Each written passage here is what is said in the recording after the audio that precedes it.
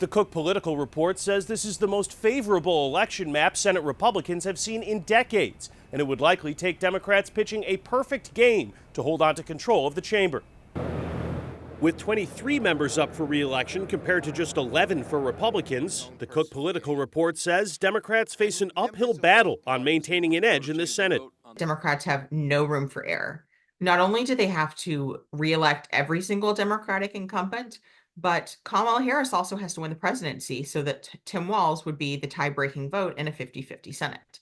Making things more difficult for Democrats, most of the Republican seats up for election are in solid red areas, while Democrats must defend seats in toss-up states or even states that have become increasingly red. These are senators that won in 2006 when Democrats flipped the Senate in a backlash to President George W. Bush. They were reelected in 2012 when President Obama cruised to reelection.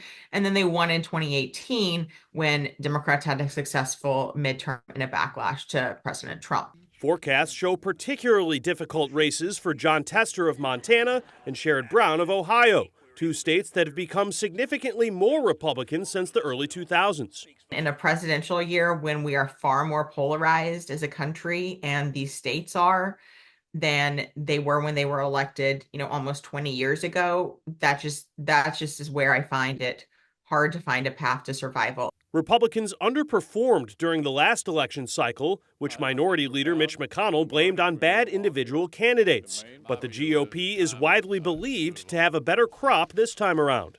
Overall, they have done a better job, particularly in a place like Montana, in a place like Pennsylvania. Despite the GOP advantages, Cook predicts a close contest, believing Republicans will likely hold 51 to 53 seats in the next session of Congress. In Washington, I'm Brendan Cullerton.